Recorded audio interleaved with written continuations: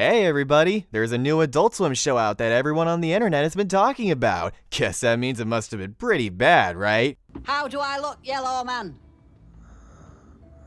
You look like you're about to tell your friend not to come to school tomorrow, man. Frowning Friends, as far as we know, has pretty much changed the game completely when it comes to adult animation. Not for telling a dramatic and compelling story like Invincible, or for a high-budget and innovative animation style like Arcane, but for simply reminding us what can happen when a cartoon driven by creative artists is allowed to flourish. This show was created by internet legends Michael Cusack and Zach Haydell, aka Psychic Pebbles. While I wasn't quite as familiar with Michael's work prior to this show, Zach has been one of my comedic heroes for the past couple years now. His animations are full of life and aren't afraid to get over-exaggerated, but his commentary on Oni Plays is what truly sold me on this man's talent. Lyle, turn on the TV! They hit the Pentagon!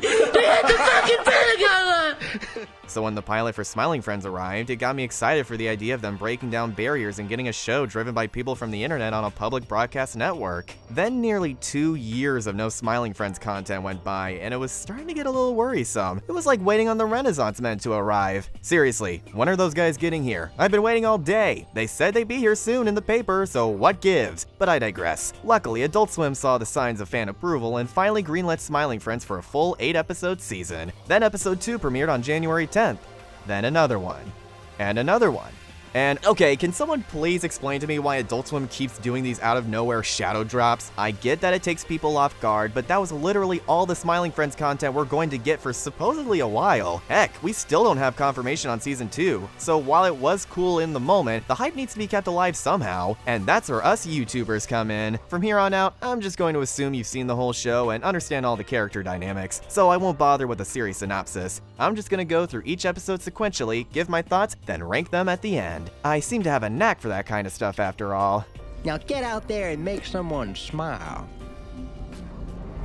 As far as pilots go, Desmond's Big Day Out is pretty fantastic in that it does everything a good pilot should do. It's not the greatest episode of the show, not by a long shot, but it lays the foundation and groundwork for everything that comes after it. We get a good idea of every employee's personality, and especially Charlie and Pim's fantastic dynamic, and it sets up a beautifully simple premise that gives way to infinite possibilities for each episode. They're the Smiling Friends, and they're here to make you smile, or at the very least not want to shoot yourself. I really like the way Charlie is portrayed as the everyman who takes life in stride, while Pim is literally wide-eyed and excited by anything. But that doesn't mean he won't react realistically to situations where his optimism is tested, and it's a great way to subvert this kind of character trope that can get annoying quickly. Seeing Desmond constantly have the gun up to his head is funny imagery, and I like the B-plot of Alan trying to get his cheese back that somehow leads to crucifixion. It makes me wish we got more of him as the season went on. What I really found poignant about this episode is how despite all the cynicism and insanity in the world, Desmond still smiled by the end, and managed to get his life back together once he figured out his calling. It's a heartwarming conclusion to this character that immediately gets undercut by this abomination that had me rolling on the floor. So yeah, a pretty great episode that got us excited for what's to come. Can't wait to see how they follow it up. This is the worst episode of the show. Sorry for spoiling the ranking, but I'm pretty sure you all saw this one coming. For the show to come back with this after nearly 2 years of wait time was pretty disappointing, as well as worrying since it had been so long. Was the pilot just lightning in a bottle that couldn't be recaptured? We'll get to that in a bit, but for now, let's focus on why this episode is universally considered the weakest of the season. And that's mainly for our titular character, Mr. Frog himself. Last episode, Desmond was not only understated enough to not take too much of the spotlight away from Pim and Charlie's chemistry, but you also felt genuinely bad for him and understood why he'd end up at such a dark place in his life. You want to see him smile and find meaning in life again. Mr. Frog, meanwhile, is a bloodthirsty sociopath that's addicted to drugs and has less than favorable things to say about non-specific groups of people. Which, to be fair, could be anything in this world given all the fantastical character designs, but that's beside the point. I don't care about this guy who would strangle his fans for nothing, and his personality isn't entertaining enough for me to even love to hate him. The B-plot also has an incredibly overdone portrayal of abusive bosses in the entertainment industry, and it gets a really out-of-nowhere conclusion. I don't hate anticlimaxes, but this is not the way to do it. This episode isn't terrible, it still has some great performances, good jokes here and there, but it's not enough to keep this episode out of the red for me. How on earth will Zach and the gang save this next episode?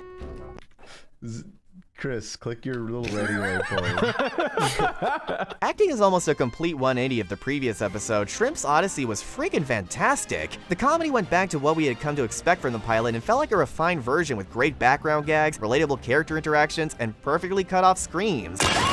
Pim's fantasy montage is like that great combination of emotionally resonating and laugh-out-loud hilarious. And there's something pretty darn wholesome about all his friends still being there even in his twilight years. That was a nice attention to detail. Any scene with Charlie and Shrimp gave us some of the best lines in the show. The kind of lines that you would say in a friend group to weed out all the fellow fans. Look at that. You've got that iconic shrimp glow that everyone's talking about. It was also nice hearing Erica Lindbeck in here as Jennifer. I'd posit she has one of the most lovely voices in the industry, and it acts as a perfect juxtaposition to the insanity normally found in this world. And with a satisfying end that genuinely surprised me, my fears were cast away about this show's future entirely. Well, almost anyway. They killed off Smormoo, the monsters! How are we expected to move on without his iconic theme song? Why do I get the feeling this episode's title takes inspiration from that one famous clip of Alex Hirsch talking about Gravity Falls?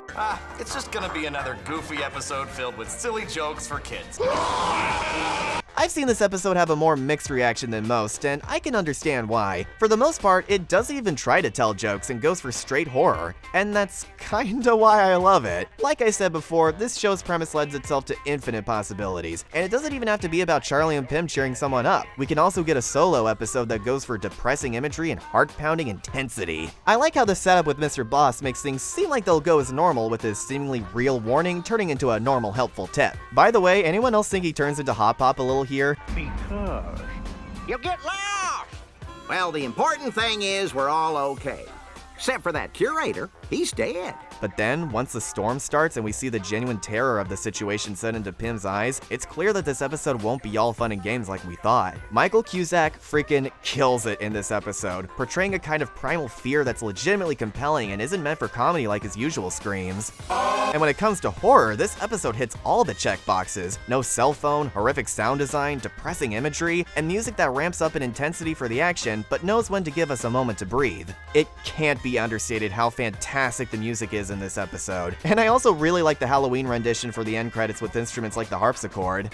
The moment we finally get to see the forest demon is one of the most effective jump scares I've ever seen. It not only gets the jump scare right by not being a fake out and instead immediately following up with an action scene, but the design and animation style of the demon is what really puts it on a whole nother level. I'm still shocked and amazed by how well integrated this claymation is in a, for the most part, 2D show. Now, I'm sure we all had the same thought. If this was any other show, the ultimate twist would have been that the demon was actually a nice guy and just wanted to talk to Pim. But the twist we do get is so much more surprising and brilliant that I don't even want to spoil it here. Let's just say it was expertly set up at the beginning and it wouldn't have been nearly as glorious without the legitimately terrifying build-up. Also, the framing device with the random old guy manages to have a funny payoff as well. A pretty great Halloween story that shows the series won't be afraid to get experimental both with animation and storytelling. Once again, we get another, albeit more subtle, shakeup of our normal formula where instead of making someone happy, our iconic duo needs to solve a murder mystery. While the actual mystery itself isn't all that complex, it's still a really fun time. The Salty commercial was really fun with its constant jump cuts implying line flubs, and I really loved seeing Pim and Charlie's interactions with each of the crazy mascots. It was wholesome seeing Charlie react positively to Salt and Pepper's love. That's a breath of fresh air to see a love like that treated with some semblance of respect in an adult cartoon. But the ultimate highlight of this episode was the whole sequence with the Fun Twins. It's the kind of absurdist humor that represents this show to a T. And I honestly didn't see the twist at the end coming where everyone killed Salty, but at the same time no one did. Goes to show how depraved these mascots are and makes the sitcom-esque ending all the more hilarious with Pim and Charlie just kind of ignoring the mayhem. I mean, they technically did their job, so it's not their problem. Shout out to Charlie, by the way, for keeping his word and actually burying the Sentry egg in China. And the fact that Alan and Glepp are there too implies Mr. Boss paid for it like a company trip.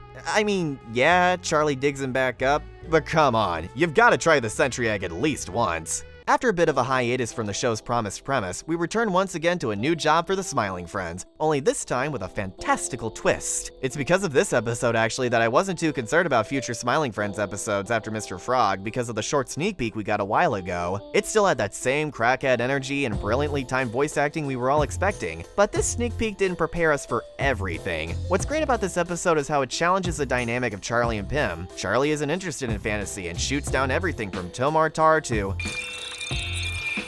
Oh, dude, that was not even fantasy. That's just an alien, Pim. Pim, on the other hand, established right from the beginning that he's always wanted to do this kind of adventure, with a flashback featuring his dad who is a cross between Peter Griffin and Tom Brady. But that gets flipped on its head once Mip shows up. I see what you did there. Thanks to the humorous trials and ridiculous musical montage, we get a very well executed portrayal of Charlie's rising endorphins and Pim's descent into jealousy. Jealousy plots are almost never my cup of tea, but it works here because Pim established right from the beginning that he's always wanted to do a fantasy adventure while Charlie and Mip are acting rather insensitive about it. It all culminates in a shocking death scene that is pretty emotional, only to immediately get undercut by blood-curdling screaming and realistic reactions. God, I love this show. By the way, when watching this show for the 5th time with friends, almost all of them were able to see the twist coming because of the Bjork stalker story Zach told on Oni Plays. But I never saw that episode, so I was genuinely surprised by Mip's true intentions. Makes rewatches of this episode a completely different experience.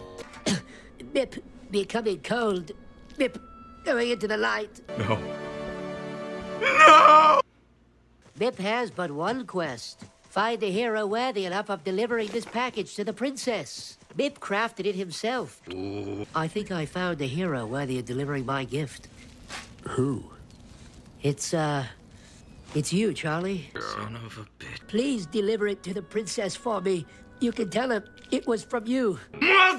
Out of all the episodes from this season, Frowning Friends is the one I'm the most torn on. The premise feels like a totally natural spin on the Bizarro plot, and I love to see characters have their ideals challenged by polar opposites. And for the most part, that's what it seems like this plot is going for. But then it has yet another anticlimax that takes the wind out of that potential for storytelling by having the villains immediately backtrack on their ideals. I guess it's a good commentary on people who are all bark and no bite, but I still feel like more could have been done with Grim and Gnarly. But honestly, I can't hold this too much against the episode because despite the shortcomings in its story, it has some of the best jokes in the series so far. DJ Spit is one of my new favorite side characters in animation, and his scenes are my go-to for when I'm convincing people to give this show a chance. Lyle has a fun cameo, 3D Squelton is so out of place that he fits completely, and we also get a show-stealing performance from Mr. Boss. His breakdown scene is brilliantly directed and voice acted. I love how his visions pretty much gave everyone a chance to do even more wacky voices, including one of Zach's many epic presidential impressions. We're going to get Donald Trump next season, I can almost guarantee it. But my favorite moment for Mr. Boss was seeing him cheer Grim up.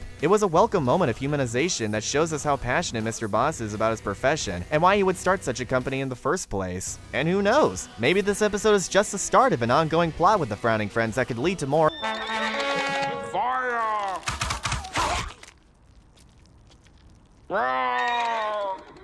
Oh hey, looks like the Renaissance Men finally got here. Anyway, next episode I guess. God, this one is so damn good. Wait a minute. 2 biblical references in one sentence? You know what that means. In case it wasn't already obvious, Smiling Friends was supposed to air in late 2021, which would explain why we got a Halloween and Christmas episode. But I'm still glad we got them despite the delay, the former for its unrelenting fear, the latter for its imagery and compelling character study. This episode is pretty much a Christmas Carol if the premise was instead Jacob Marley taking Scrooge to hell, and Charlie makes for a perfect Scrooge. In the original story, Scrooge wasn't exactly as malicious as pop culture tends to view him. It's a cautionary tale of what happens for being taken over by apathy, doing the bare minimum. Let us deal with the eviction notices for tomorrow, Mr. Cratchit. Tomorrow's Christmas, sir. Very well.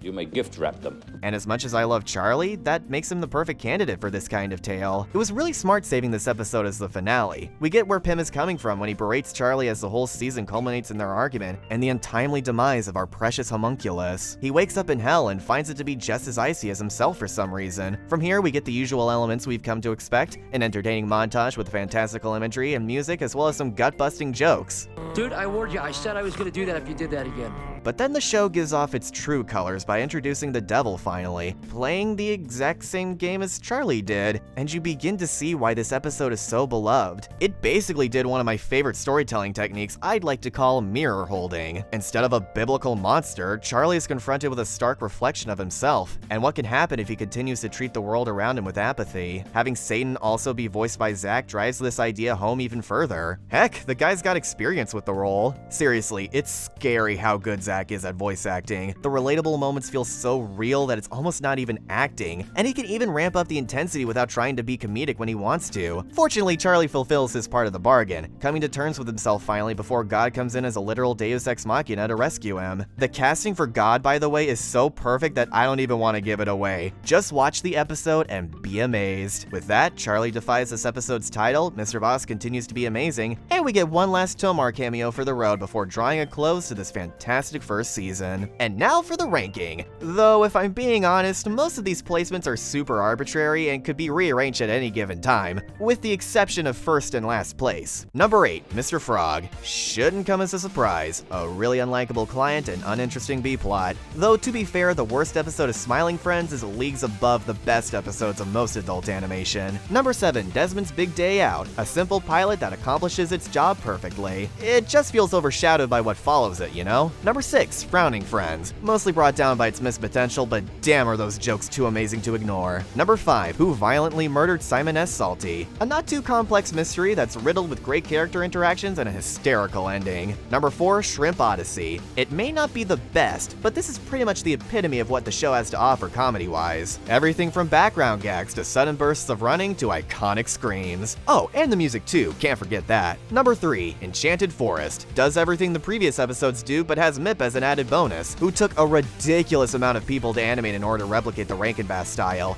Gotta love the dedication. Number 2, A Silly Halloween Special. Phenomenal horror that does such a good job of sucking me into Pim's fear with its music and art, and it makes the ending that much funnier. Still not spoiling it, by the way. See it for yourself, fools. Number 1, Charlie Dies and Doesn't Come Back. A character study through and through that has one of the most accurate, relatable moments of an adult cartoon. Seriously, who among us in the pandemic didn't have an interaction exactly like this? A strange episode title for a Christmas special, sure, but perhaps it's meant to signify that the old Charlie is dead, giving birth to a new one after his life-changing journey. Maybe we'll see that explored more in season 2. In fact, there's a lot of stuff I hope they do next time to improve the show. As glad as I was to see Charlie and Pim's dynamic get developed, I'd like to see more from other characters like Alan and Glep. Or how about these two women that share a collective one line in the whole show? Who are they? Is this redhead Charlie's girlfriend? Relative? We'll just have to wait and see. That being said, this show has already done a lot to evolve itself, even within the confines of 8 episodes. I appreciated the B-plots being less intrusive, especially given the episodes are only 11 minutes. Not only did the stories get more experimental, but so did the animation. We get rotoscope, 3D, claymation, live action, whatever the hell this is. But what truly makes this show special is how it broke the curse of introducing internet humor to the mainstream. For years, so many professional productions have dropped the ball in this regard because they completely missed the point of what makes such a niche style of comedy work.